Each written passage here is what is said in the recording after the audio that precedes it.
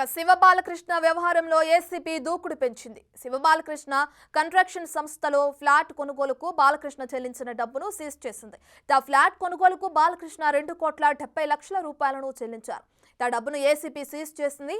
ఇంకా ఆయన ఏ సంస్థల్లో పెట్టుబడులు పెట్టారనే దానిపై ఏసీబీ ఫోకస్ చేసింది. బినామీల పేర్లతో కొనుగోలు చేసిన ఆస్తులపై ఆరా తీస్తున్నారు ఏసీబీ అధికారులు.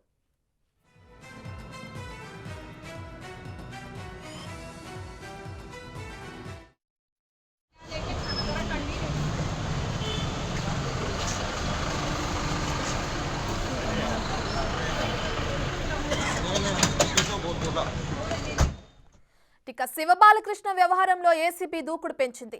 శ్రీకృష్ణ కన్స్ట్రక్షన్ సంస్థలో ఫ్లాట్ కొనుగోలుకు బాలకృష్ణ చెల్లించిన డబ్బును సీజ్ చేసింది. ఆ ఫ్లాట్ కొనుగోలుకు బాలకృష్ణ 2,70,00,000 రూపాయలను చెల్లించారు. ఆ డబ్బును ఏసీబీ సీజ్ చేసింది.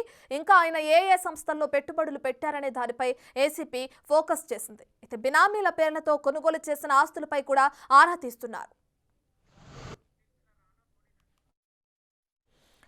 ఇక శివబాలకృష్ణ వ్యవహారంలో ఏసీబీ అధికారులు దూకుడు పెంచారు. దీనికి సంబంధించి మరింత సమాచారాన్ని మా ప్రతినిధి రాణా అందిస్తారు. సో రాణా, చెప్పండి. చూసుకుంటే శ్రీకృష్ణ కన్స్ట్రక్షన్స్ సంస్థలో ఒక ఫ్లాట్ కొనుగోలు విషయంపై అటు బాలకృష్ణ ఎక్కువ మొత్తంలో డబ్బు చెల్లించారని కూడా తెలుస్తుంది. దీనికి సంబంధించిన పూర్తి డీటెయిల్స్ ఏంటి రాణా?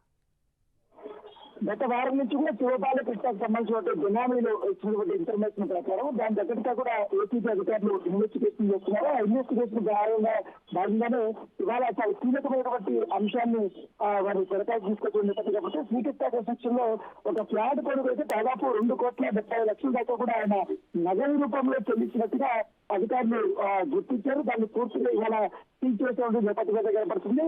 2,70,00,000 రూపాయలు సీజ్ చేయడం అంటే ఈ మధ్యకాలంలో ఇది పెద్ద అమౌంట్ గా చూడొచ్చు. దాంతోపాటు బినామీలకు సంబంధించినటువంటి పేర్ల మీద కూడా ఈయన భారీ స్థాయిలో కూడా ఇన్వెస్ట్ చేశారు. కాబట్టి ఆ అమౌంట్ ఎక్కడి నుంచి వచ్చింది, ఎప్పుడు చెల్లింపులు చేశారు, నగదు రూపంలో చెల్లింపులు చేశారా లేకపోతే ఆన్లైన్ రూపంలో చెల్లింపులు చేశారని కనుక కూడా ఇప్పటికే కూపీలు ఆగుతున్న నేపథ్యం కనపడుతుంది.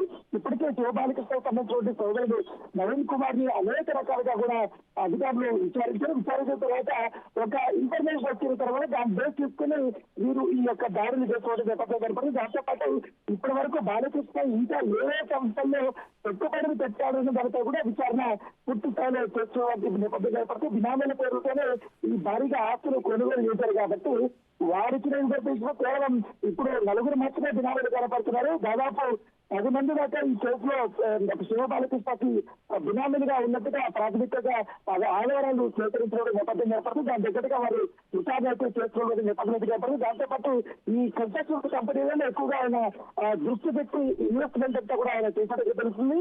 ఎందుకంటే ఇతర వ్యవహారాల్లో డబ్బులు బాగా ఆర్జించిన తర్వాత అనుమతులు ఇవ్వలేని ప్లేసుల్లో కూడా అక్కడ ఇండివిజువల్ గా కూడా అనుమతులు ఇచ్చి అక్కడ బాగా డబ్బులు సంపాదించి ఆ డబ్బులంతా కూడా ఇంట్లో పోగేసుకోకుండా ఎక్కువగా ఇన్వెస్ట్మెంట్ రియల్ ఎస్టేట్ సంస్థలు ఇన్వెస్ట్ చేయడం, తర్వాత కొన్ని సాఫ్ట్వేర్ కంపెనీల పైన కూడా ఇన్వెస్ట్ చేయడానికి ఆయన యత్నించినట్టుగా మనకు సమాచారం వచ్చి ఆ డబ్బులంతా వివిధ రూపాల్లో బిజినెస్ రూపంలో కూడా ఆయన ఇన్వెస్ట్మెంట్ చేసి తన పైన ఎటువంటి ఇది లేకుండా చూసుకోవాలని కూడా చూశారు. కాకపోతే ఇప్పుడు ఏపీకి పూర్తి స్థాయిలో తెరచేస్తుంది కాబట్టి రోజుకొక వ్యవహారం అనేది బయటకు వస్తున్న పరిస్థితి కనబడుతుంది. Right. Thank you Rana. Thank you for the updates.